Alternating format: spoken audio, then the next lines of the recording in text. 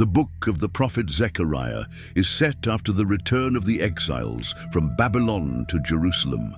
We're told in the book of Ezra that Zechariah and Haggai together challenged and motivated the people to rebuild the temple and look for the fulfillment of God's promises.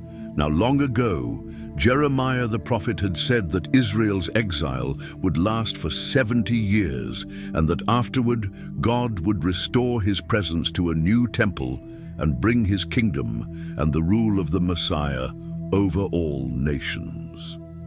The dates at the beginning of this book tell us that those 70 years are almost up. But life back in the land was hard, and it seemed like none of these promises were going to come true. Why? The book of Zechariah offers an explanation. It has a fairly clear design. There is an introduction which sets the tone for a large collection of Zechariah's dream visions, and that's concluded by chapters 7 and 8. Then this is followed by two more large collections of poetry and prophecy. Let's just dive in and see how the book works. It begins with Zechariah's challenge to his generation to turn back to God and not be like their ancestors who rebelled and refused to listen to the earlier prophets, which landed them in exile. And so now the returned exiles respond positively to Zechariah. They repent and humble themselves before God, or so it seems. The next large section is a collection of 8 nighttime visions that Zechariah experiences. Just to prepare you, these are full of very bizarre, strange images, a lot like your dreams. The idea that God communicates to people through symbolic dreams is very old and goes back to the book of Genesis, the dreams of Jacob or Joseph or Pharaoh. These gave meaning to current events at the time, but they also gave a window into the future. And so Zechariah has his own dreams now, and they've been arranged in this cool, symmetrical design. The first and the last visions are about 4 horsemen each. They are like rangers patrolling the world on God's behalf, and it's a representation of God's attentive watch over the nations. The report is that the world is at peace, and in Zechariah's day, this refers to how God raised up Persia to conquer Babylon and bring peace. And so the question now arises. The 70 years of Israel's exile are almost up. Is now the time for the Messianic kingdom in Jerusalem? God responds by saying that he is determined to fulfill those promises, but he leaves the question of timing unanswered. The second and 7th visions are paired because they're both reflections on Israel's past sin that led up to the exile. The second vision is about these horns that symbolize the nations that attacked and then scattered Israel, Assyria and Babylon. But then these horns or empires are themselves scattered by a group of blacksmiths, an image for Persia. The 7th dream is about a woman in a basket, and we are told she's a symbol of the centuries of Israel's covenant rebellion. Then this woman is carried off to Babylon by other women who carry the basket, flying with stork wings. This is so strange. The 3rd and 6th visions are paired as they're both about the rebuilding of a new Jerusalem. A man is measuring the city, an image of God's promise that Jerusalem will be rebuilt and become a beacon to the nations who will join God's people in worship.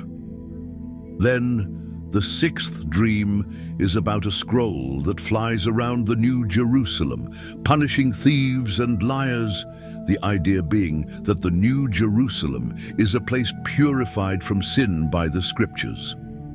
The 4th and 5th visions are at the center of this collection, and they're about the 2 key leaders among the returned exiles, Joshua the high priest and Zerubbabel, the royal descendant of David. Joshua had been symbolically wearing Israel's sin in the form of these dirty clothes. But then those are taken off, and he's given new clothes and a new turban, a symbol of God's grace and forgiveness. Then an angel tells Joshua that if he remains faithful to God, He will lead his people, and Joshua will become a symbol of the future messianic king. The other vision is about two olive trees that supply oil to this elaborate gold lamp, which itself is a symbol of God's watchful eye over his people. These two trees symbolize the two anointed leaders, Joshua and Zerubbabel, who's leading the temple rebuilding efforts. God says that success will not come to this new temple if it's the result only of political maneuvering. Rather, these two leaders must be dependent upon the work of God's Spirit. The visions come to a close with a bonus vision from the prophet, and it picks up the themes of the central fourth and fifth visions. It's Joshua, the high priest again, and he's given a crown and presented as a symbol of the future Messiah, who will also be a priest over God's kingdom. Then Zechariah closes it all out, saying that all of these visions will be fulfilled only if the current generation is faithful to God and obeys the terms of the covenant. Altogether, these three visions emphasize how the coming of the Messianic kingdom is conditional upon this generation being faithful to God. This leads to the conclusion of the dreams. It's another challenge from Zechariah. A group of Israelites come, and they've been mourning over the former temple's destruction for nearly 70 years. They ask him, is it time to stop grieving? I mean, is God's kingdom going to come very soon? And Zechariah again reminds them of how their ancestors rejected God's call through the prophets, which led to the exile. So he challenges them too. He says, this generation will see the Messianic kingdom only if they pursue justice and peace and remain faithful to the covenant. In other words, Zechariah reverses their question. He asks, are you going to become the kind of people who are ready to receive and participate in God's coming kingdom? And that question is left just hanging there. The people don't answer, and the book just moves on. And so we come to the final sections, which are very different from chapters 1 to 8. Each section is a kaleidoscopic collage of poems and images about the future messianic kingdom. The first one, chapters 9 to 11, describes the coming of the humble messianic king, who's riding a donkey into the New Jerusalem to establish God's kingdom over the nations. But then, all of a sudden, this king, he is symbolized as a shepherd over the flock of Israel. And then he's rejected, first by his own people, but then also by their leaders, who are also symbolized as shepherds. And so God hands Israel over to these corrupt shepherds, and it raises the question, will Israel's rejection of their king last forever? The final section, chapters 12 to 14, says no.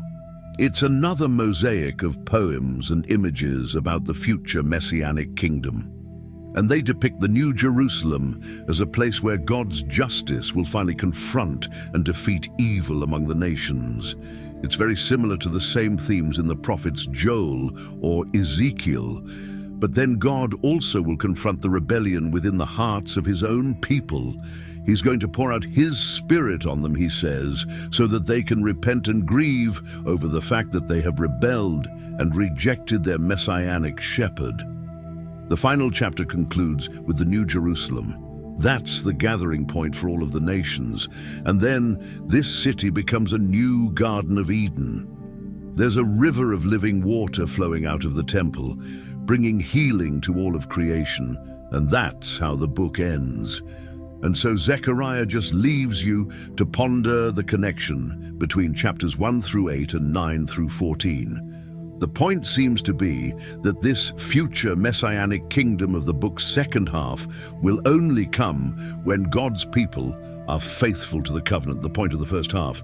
Reading the book of Zechariah is a wild ride.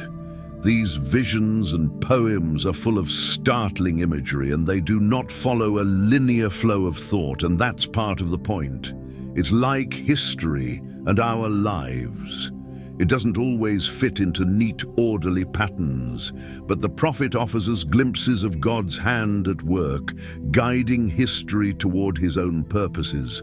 And so, ultimately, Zechariah invites us to look above the chaos and hope for the coming of God's kingdom, which should motivate faithfulness in the present. And that's what the Book of Zechariah is all about.